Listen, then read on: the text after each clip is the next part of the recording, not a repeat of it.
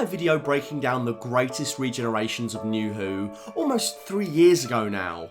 Damn. You'll know I'm not really a fan of characterising regeneration as death.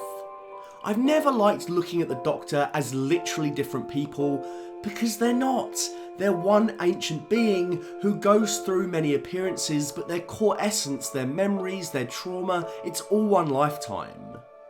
I never liked 10 throwing a fit and proclaiming I don't want to go. I felt like it undermined the next face and was a way to get cheap drama out of an actor leaving, albeit a hugely popular era-defining actor, instead of embracing the change that Who is known for and thundering into the next age with spirit. I loved the first RTD era, and it of course ignited my love for Who, but I think if push comes to shove, I'd say I'm more of a Stephen Moffat man myself. Not only is Series 5 my favourite series, and 12 is probably the quintessential Doctor, but Moffat's ruminations on regeneration are exactly how I want the show to portray it. He once described the Doctor during the Matt Smith era as the same man with 11 faces. Rather than suggesting some other man goes sauntering off and it feels like dying, Moffat came up with the analogy, same software, different case. Yes! The Doctor always has the same software, the same soul. I thought the 11th Doctor's regeneration speech was, and still is, the best summation of the regeneration process on the show. When the Doctor says that we are all different people all throughout our lives, he is showing us that even though we do not change our faces like he does, we do in essence regenerate. We are wholly different people in different stages of our lives, we are changed by our successes, our mistakes, and we become new versions of ourselves while still being unequivocally the same person. You shouldn't have been listening. I wasn't, I didn't need to, that was me talking. We remember all the people that we used to be as we keep moving. This speech shows that regeneration is a case change, but that all-important software means the Doctor isn't going anywhere. That's how I like to view the show. When Jodie Whittaker references an event that happened to Colin Baker, she's referring to when she was younger, not when she was a different person. That has never made any sense to me, because it's simply not true as stated by the show. I also think it's kind of BS when people say that the Doctor gains a whole new personality every time. Is that really true? Like, really? Do they not have largely very similar traits? They make the same kind of decisions, the same kind of jokes. One will be billed as darker than another, or more alien, or quirkier, but I think that's largely a gimmick. If you actually look at each respective run, they are no more different really to each other than you were comparatively at different stages of your own life. The Doctor has the same overarching personality, 100%, and I'm frankly tired of pretending like they don't. I get that regeneration can be sad, but only in the sense that any huge change in your life can be very nerve-wracking. It is not oblivion.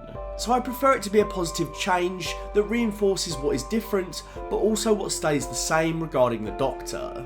This viewpoint on regeneration can be felt across both the RTD and Moffat eras. Rose loves the 10th Doctor. When she finally reunites with him in Series 4 only to watch him regenerate, she laments that she came all this way, implying that he won't be the same. She might not love him the same after this moment. By contrast, Moffat's Rose, River Song, has romantic chemistry with 3 on-screen Doctors and is clearly never vexed by his change in appearance at all. What do you think, by the way? Of what? Of your body. I'll let you know. She sees him as the same person and is only troubled that he is different when it is clear he is too young in his timeline to know her. She would never say that she came all this way if he were to regenerate in front of her. The bi-generation in the giggle, the third of the 60th specials, is therefore an interesting malaise of both ideas to regeneration. The Doctors talk about their shared trauma and loved ones, a la they are the same person, and 15 says that the only reason he feels okay is because 14 is about to go away and work on himself. They're doing rehab in reverse, as Ncuti puts it. Okay, so does that mean 14 is going to be zapped back to the point of bi-generation when he dies? 15 has all the memories 14 is about to live? Is that how this is going to work? If that is the case, then I can kind of get past it. I can even kind of like it. I did say a few months ago I wanted a different kind of multi-Doctor story, and I got it in some ways, albeit through different means. What I think is messy is the implication from RTD that all of the Doctors everywhere bi-generated and kept going off in separate timelines with their own TARDISes. It is the ultimate endgame for I don't want to go, and the idea that another man flies off as written in RTD's original final story of Who. 10 didn't want to go, and now he doesn't have to. None of them have to. It feels like a cop-out to me, not just in a logistical lore sense, how exactly is any of that going to work, but in a character sense more importantly. What was the point in all the progress the Doctor made incarnation to incarnation? How many of them can be the sum of all the previous Doctor's parts if that Doctor no longer lives on in them? How can the 11th Doctor say you're different people all throughout your lives, but that's okay, you got to keep moving, if none of them had to do that? They all got to saunter off and go do their own adventures and create this weird Whoniverse. I let you go. Not anymore, baby! Now the Doctor has gone from same software, different case, to being like a tapeworm, a being that is destroyed over and over again, except now all of those beings get to wander free. The Doctor is strictly different Time Lords, different beings. For me, and the way I look at the show, the Stephen Moffat angle, that doesn't really work for me. I have to say, after being reminded of The Timeless Child last week, and now this, I really am quite finished with feeling the need to shake up the foundations of the show. When Doctor Who came back in 2005, the biggest shake-up was the Time War. That was something that happened to the Doctor, not something that changed them from the ground up. It was an intriguing backstory from the interim of the show that was mined for juicy character studies. That trauma propelled the character and the show. In terms of Who going forward, I hope we get more of that kind of storytelling to go with our usual crop of weekly adventures, rather than feeling like we need to reinvent the wheel. I really hope that this whole idea of every Doctor bi-generating stays on the commentary track and isn't explicitly made canon, and I hope that 14 does become 15 eventually, even if they split off here for the time being. It's really weird, and other than the shock value, I find it quite unnecessary. What would have really changed in this episode if 14 had just become 15? You could have ended the episode with him staying with Donna's family and then caught up with the Church on Ruby Road, the Christmas special, the first episode with him and his new companion, and just made it vague about how long he'd lived that life. That's exactly what Moffat had done in the past when he settles down with River Song at Darillium. It's what, 24 years later, something like that? So it's easy for the Doctor to actually stop and recuperate and settle down. I don't feel like this was such a unique thing to happen.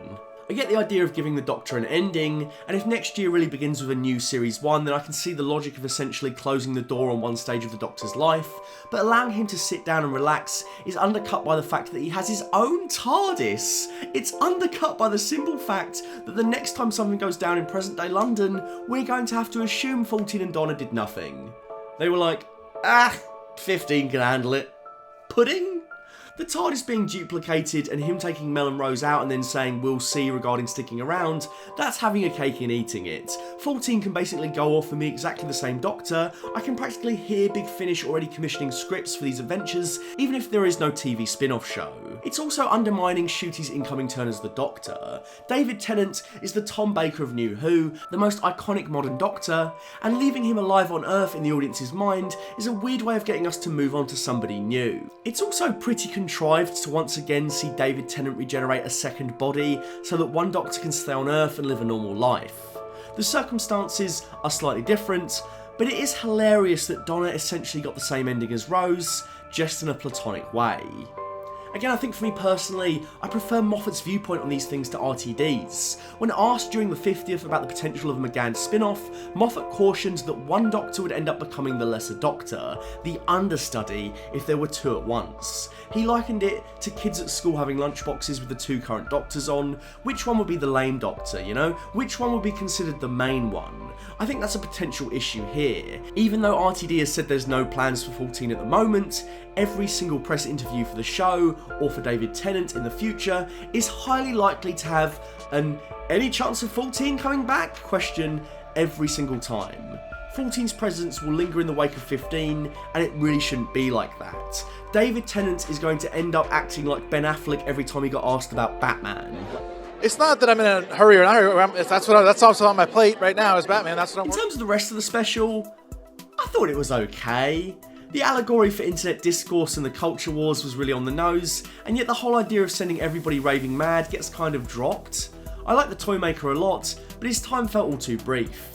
He was beaten rather easily in the end, considering just how powerful this character is. Defeating him using a game of catch was really limp, and the editing of that scene didn't really generate any kind of tension. It's just a montage, and then the Toymaker loses. If you've got two doctors, why not have 14 lose the game of catch so that it's just down to 15 in the Toymaker, you know, just to up the tension, up the stakes. I thought the games in this special would be really cerebral, real head scratchers, but in the end they just ended up being one of the most disappointing things about the Toymaker. Obviously the Spice Girls dance number was the best scene in the entire 60th, an absolutely raucous, hilarious sequence that just about sums up the charm of Doctor Who. I love the Toymaker's rebuttal to the Doctor, stating that he has no concept of right and wrong, there is only win or lose. Well, this is merely a face concealing a vastness that will never cease. It was an interesting window into a being that cannot possibly see life on our terms because of their celestial cosmic nature. After Wild Blue Yonder's timeless child flirtation, it was nice to see the Toymaker imply he had screwed with the Doctor's timeline. I made a jigsaw out of your history. Oh, well, that's all right then. RTD has confirmed that you could take that to mean his half-human line, the timeless child, and pretty much any retcon you don't vibe with. Now hopefully, all of that origin bullshit can be laid to rest, and Ncuti can be an interesting Doctor because of what is happening in the now. Donna didn't end up having much to do in this episode, and I found that disappointing. Why was Mel's here? It was kind of nice to see the Doctor reunited with an old friend, but it was pretty superfluous. Pretty epic that Kate Stewart got to be in both the 50th and the 60th though, her status as the new Brigadier is cemented. Now all is said and done, I enjoyed these specials in spite of some shortcomings. It's a huge step up from the previous era in terms of writing and direction, but they're decidedly average compared to the highs of RTD1. I would have preferred this storyline was one big adventure with more time for the Toymaker and Donna. Part 1 could have been about the Marvel Mad Bomb storyline, Part 2 could have seen the Doctor and a newly restored Donna getting lost in the Toymaker's realm, horror focused and relying on these two first and foremost, just like the second special we already have, before wrapping things up with the final third of this special, but for a whole episode, giving the games time to breathe and more time with Ncuti as the 15th Doctor alongside 14. Beep the Meep could have been an opening episode for 15, and Wild Blue Yonder could have easily been set at the tail end of Ncuti's first season when him and Ruby know each other really well. But alas, there's no point crying over spilled full fat milk, there's really no point wondering what could have been, we got what we got, and I think it was fun, but I'm still waiting on RTD2 to deliver the goods, I'm still waiting on RTD2 to reach the highs of what we've had before. Luckily, that could well be happening because Ncuti Gatwa and Millie Gibson look great as the Doctor and Ruby Sunday, the Christmas teaser has so much energy, I love seeing 15 clubbing and zipping across rooftops. What are you doing? Just I landed in the sky and you thought, yeah, I'll give that a go, babe. 15's outfit is one of the best new Doctor outfits in ages, his fervour is infectious, and I have so much faith that Ncuti is going to nail the role. The first clip released from the Christmas special looks really camp and funny, and I'm all here for it. Baby butter for the baby scones, baby. I think the specials had a lot stacked against them. With a blank slate going into next year, I think we can really see Doctor Who reach some highs again. I think the story will have a much better time being developed across 8 episodes with this Doctor and a new companion. There's a blank canvas there to have fun and tell new stories. I hope we don't dwell on bi-generational origins, and we get a vibe similar to 9's first and only series. Literally, the only thing I'm not jazzed for with 15 is that weird-ass TV remote sonic screwdriver. I get wanting to give it a new spin, but this is not it. I'm surprised after showing off all the new Sonic's capabilities, why Ncuti didn't just inherit it like he did the TARDIS interior. Does 15 really need a new Sonic when the last one has been around for 5 minutes? 5 minutes! And it was such a good design too. Ugh, I digress. I think the Christmas special is going to be good, and I'm actually going to leave you with a prediction. I think The Church on Ruby Road will be the best special of 2023. Sunday? And it's a Sunday right now. That's a coincidence. I'm the Doctor. A big thank you to my full fat tier patron, Dr. Chike, and Nathan Shaw. If you'd like to donate money to my Patreon, you can find me at patreon.com/fullfatvideos. If you'd like to find me on Instagram, you can find me at full_fat_videos. And if you'd like to find me on Twitter, you can find me at fullfatvideos.